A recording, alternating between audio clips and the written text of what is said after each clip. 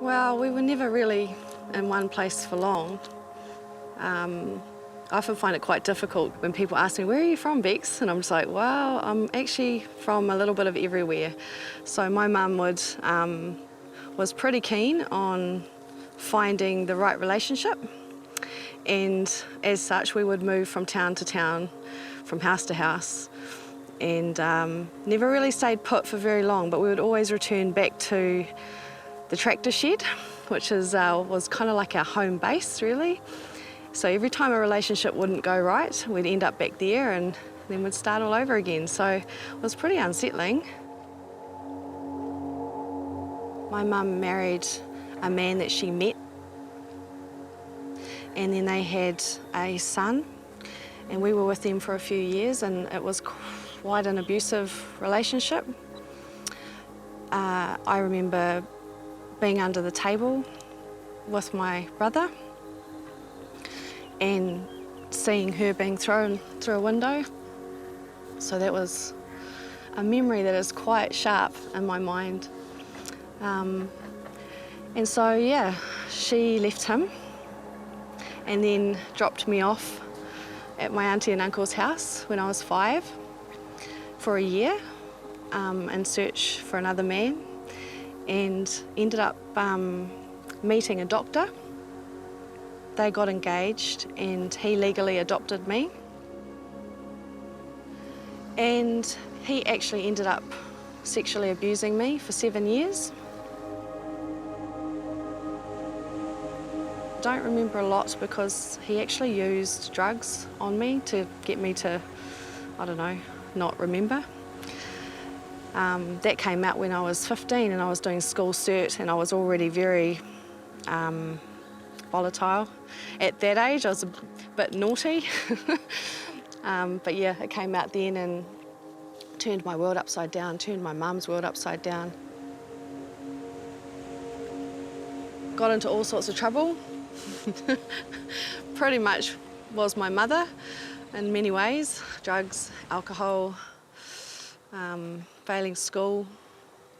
I'd moved out of home by then, so I was kind of on the rocks a bit.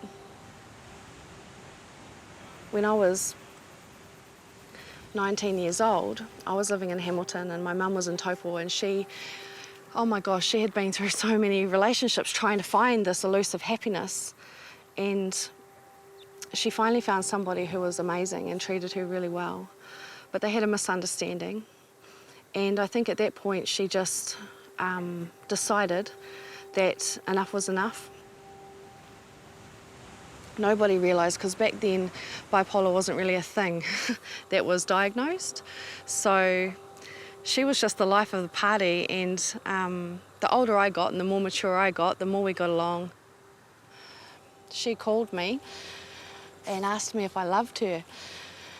And I was like, "Are you serious? Of course I love you. What are you being silly for?" And then she said goodbye, and I tried to ring her back because something didn't quite fit well with me. And she didn't pick up the phone, and then that morning at 3 o'clock in the morning I heard a knock on my door. And my family were there and said that she had taken her own life.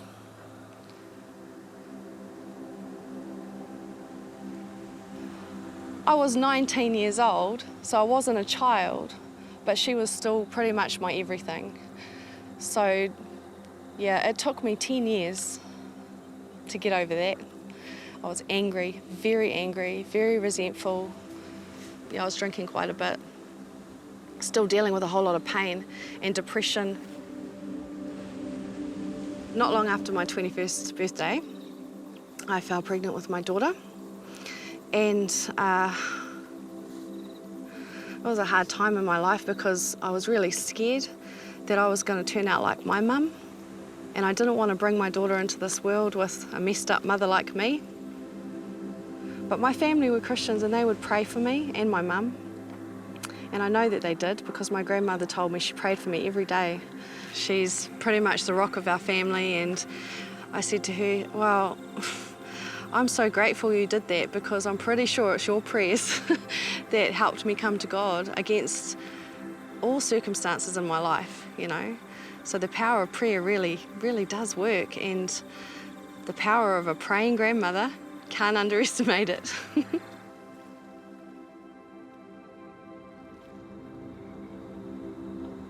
So I was going to church, but I was still in the DJ scene, and we would put on lots and lots of big community events. And so one of these big festivals that I put on,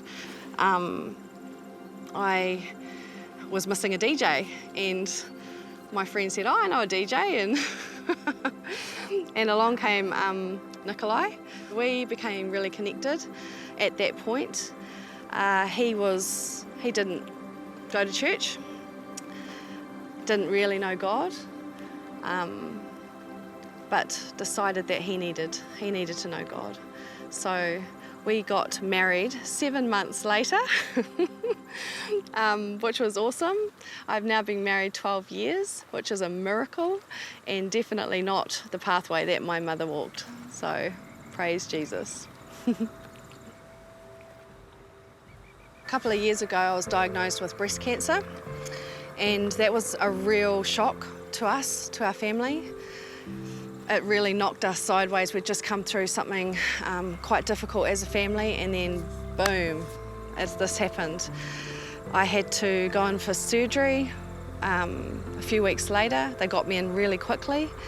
I had to go through chemotherapy and radiation and a whole lot of drugs for the next 10 years. I've had 4 surgeries. It's been a really testing time, not just for me, but for our whānau. And it's been a testing time, but it's been an awesome time. I really need to say that. It doesn't make sense, but God has done something amazing inside of me from the inside out. And I'm not the same person anymore, and that's all because of Him. When I got breast cancer, I started blogging, and before I knew it, thousands of people were coming to the website and reading my story, and I just realised at that moment that it was bigger than me, and that I could help people through their own valleys and up their own mountains. And I really, really love encouraging and inspiring women, especially in their journeys, and so that ended up into a book, which has been really awesome to be able to do, because part of my passion is writing. I look at my life today and I just know that despite all of the stuff I've been through, I'm really blessed.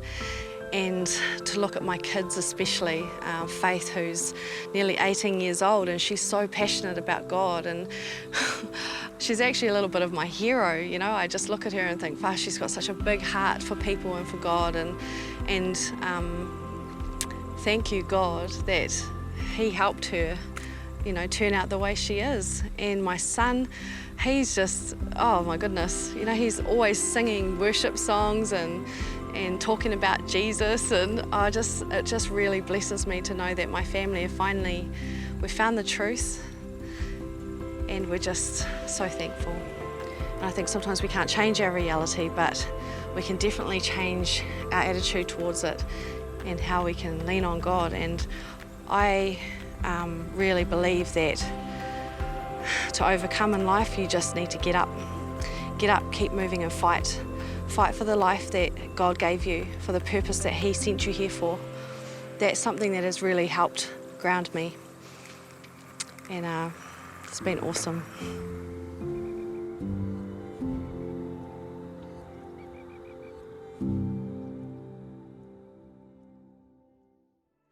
Hi, I'm Paul de Jong, and thanks for watching LIFETV.